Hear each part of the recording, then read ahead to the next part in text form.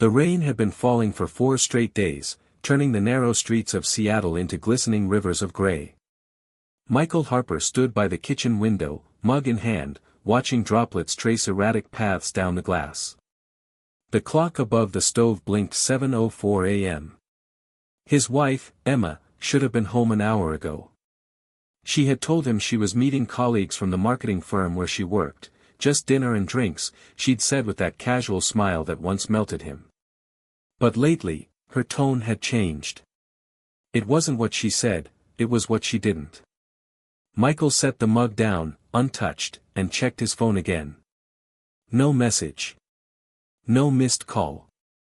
Outside, the rain thickened, turning from drizzle to sheets. He pressed his palms to the counter, trying to quiet the pulse in his neck. Maybe she was just caught in traffic. Maybe her phone had died. Maybe he was overthinking again, like he had been doing for weeks now. But then, a notification. Emma Harper, on my way. Fell asleep at Sarah's. Don't wait up. Love you. Michael frowned. Sarah, he muttered aloud. Sarah, her coworker, was married and lived clear across town. He'd met her once. She didn't strike him as someone who'd host a spontaneous sleepover for a 32-year-old woman on a Tuesday. The house creaked in the silence, and the sound felt accusatory. Emma returned the next morning just before sunrise. Her hair was damp from the rain, her makeup smudged as if she'd rubbed her eyes in the car. She kissed him on the cheek, quick, perfunctory, and disappeared into the bathroom before he could ask a single question. He waited in the kitchen again, listening to the sound of running water. When she finally emerged in a towel, he caught a faint scent of cologne that wasn't his. Not hers either, sharper, masculine. You could have texted earlier, Michael said quietly. She froze for a fraction of a second, then smiled. Sorry, babe. We opened another bottle of wine. I didn't want to drive. He nodded. You stayed over? Yeah. Sarah's guest room. Something about her tone, the practiced ease, twisted in his gut. He didn't push. He just smiled, let her walk past, and wondered how long she'd been lying to him. They had been married 8 years.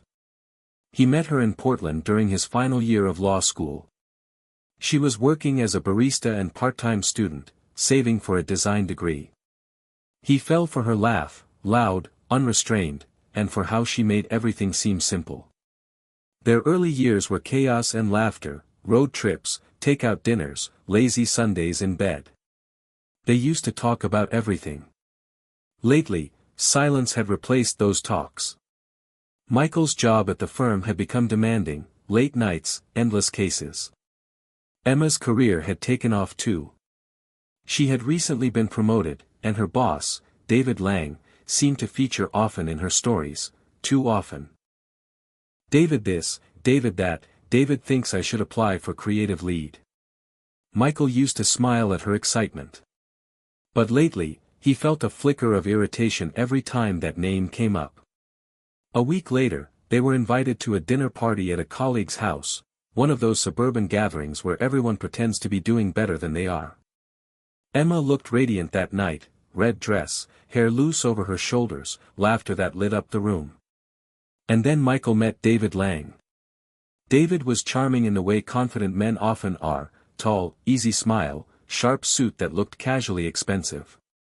He greeted Emma with a familiarity that made Michael's stomach turn, a hand on her back, eyes that lingered half a second too long. Michael, David said, extending his hand. I've heard so much about you. Likewise, Michael replied, gripping harder than necessary. All through dinner, Michael watched. Small things. Their glances. The way her voice softened when she spoke to him. The way David's hand brushed hers as they passed a bottle of wine. It could have been innocent, but Michael had a good eye for detail. He was a lawyer, subtlety was his trade. That night, when they got home, Emma was unusually quiet. She undressed quickly, slipped into bed. He joined her, facing her in the dim light. Do you like him? he asked. She blinked. Who? David. Her voice faltered for a fraction of a second. He's my boss, Michael. Of course I like him. He didn't respond. She rolled over. The silence between them grew like a shadow. 3 days later, while looking for his phone charger, Michael opened the drawer in Emma's vanity. Inside was her old camera, a Polaroid she used on vacations. Out of idle curiosity, he clicked it open. A photo slid halfway out. In it, Emma sat in a dim restaurant, candlelight catching her eyes. Across from her, blurred, only half in frame, was David. His hand rested on hers. Michael stared at it for a long time, heart pounding so loud he could hear it. He slid the picture back and shut the drawer. That night, he said nothing.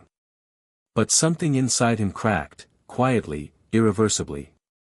The next week, Emma started working late. She came home smelling of rain and perfume he didn't recognize. She avoided eye contact. When her phone buzzed, she always tilted the screen away. Michael didn't want to become the kind of man who checked his wife's phone. But desperation erodes dignity. One night, while she showered, he opened it. A string of messages from a contact saved as EL Designs. EL, I miss last night. Emma, me too. I can still taste the wine. EL, you mean me. Emma, don't tempt me. I have to be home soon. He stood there, frozen, the steam from the bathroom curling around him like smoke. EL wasn't a client. It was David Lang. When she stepped out, towel around her hair, he was sitting on the bed, phone in hand. Her face drained of color. Michael. How long? He asked. Her lips parted, but no sound came out. How long? Tears welled up, but they weren't of guilt, they were of panic, of being caught. 3 months, she whispered. The words hit him like a fist. He stood, walked to the window. Outside, the rain continued its endless rhythm. Why? She said nothing. He turned. Was it because I worked too much? Because I wasn't home enough? Emma shook her head, sobbing. I don't know, Michael. It just happened. That was the worst part, the simplicity of it. The carelessness. She moved out 2 days later, into an apartment to think. David, predictably, left his wife soon after. Michael spent nights staring at the walls, the empty half of the bed a wound that wouldn't close. Friends told him to move on. But love, once poisoned, lingers like a toxin. Every morning, he still made 2 cups of coffee before remembering she wasn't there. Every night, he checked his phone, half hoping, half dreading her name. Then one evening, she showed up. It was mid-November, the air sharp with cold. He heard a knock and found her standing there, thinner, tired, eyes swollen from crying. Can I come in? He hesitated, then stepped aside. She walked in like she still lived there, glancing around the house that now felt alien. I made a mistake, she said finally. David isn't who I thought he was. He's controlling. I wanted to come home. Michael laughed, dry, bitter. Home. Please, Michael. She reached for his hand. I love you. He looked at her for a long time, his silence heavy.